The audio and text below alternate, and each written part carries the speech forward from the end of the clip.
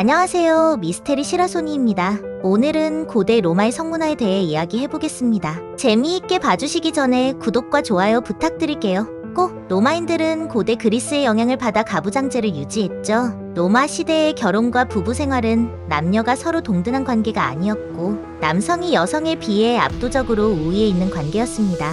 당시 결혼한 여성은 남성에게 복종하는 것이 미덕이었으며 남편의 결정에 조용히 순응하는 아내가 곧 현모양처였죠. 초기 로마 사회에서는 설령 남편이 바람을 피우며 밖에 나돌아다닌다고 해도 이에 뭐라 하는 것은 기센 여자들이나 하는 짓이었고 제대로 된 아내라면 가만히 인내할 줄 알아야만 했습니다.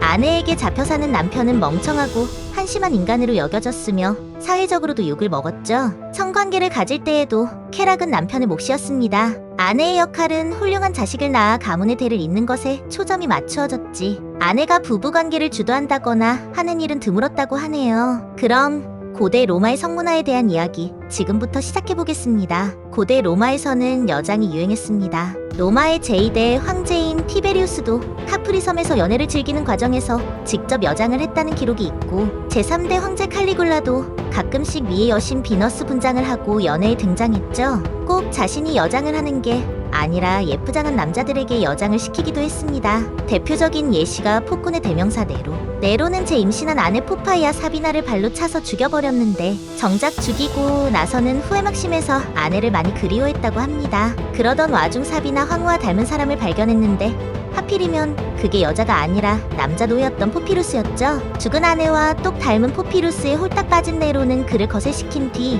자유인으로 해방한 후반쯤 아내로 삼다시피 했습니다.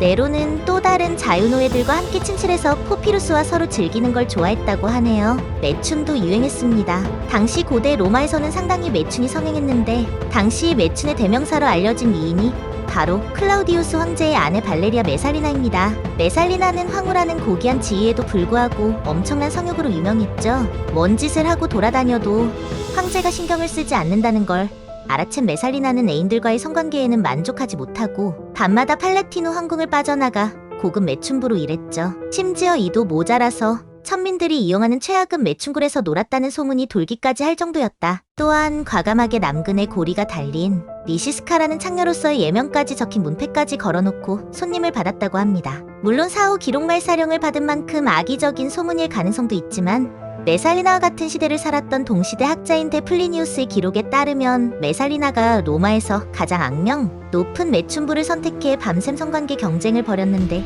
이 경쟁은 20시간 동안 지속되었고 메살리나는 무려 한 시간에 한 명씩 총 25명의 남자들을 상대해서 성관계 배틀에서 승리했다고 하네요. 로마 시대의 대표적인 유흥거리였던 콜로세움에서는 정말 별별 구경거리가 넘쳐났습니다. 맹수들을 풀어 검투사들과 싸우게 하는가 하면 아예 물을 경기장에 그득 채워놓고 배를 띄워 모의전을 벌이는 등 로마 최고의 엔터테인먼트라고 부를 만했죠. 게다가 각지에서 잡아온 노예나 전쟁포로 범죄자들을 경기장에 집어던져 넣고 그들이 잔인하게 죽어가는 모습을 보며 희열을 느끼는 인간의 민낯이 그대로 드러나는 공간이기도 했습니다.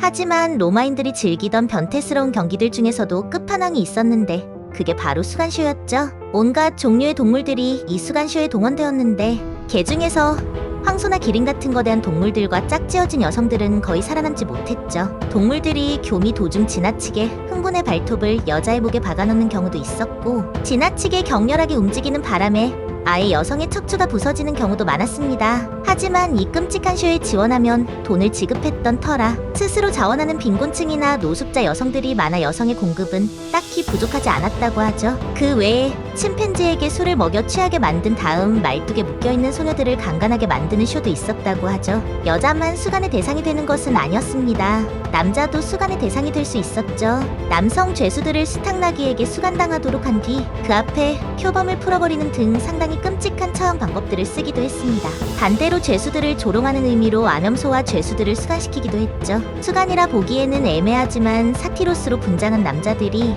경기장에서 어린 미소년들을 덮치도록 하는 행사도 있었습니다. 정말 무서웠네요. 그 당시에는 나름 보기 힘든 특급 행사였죠. 현대인들이 생각하면 수간 자체가 완전히 미친 짓이지만 색다른 이유를 즐겼던 로마인들에게는 그저 한낱 오락거리일 뿐이었습니다. 고대 로마의 성문화 이야기 여기까지입니다.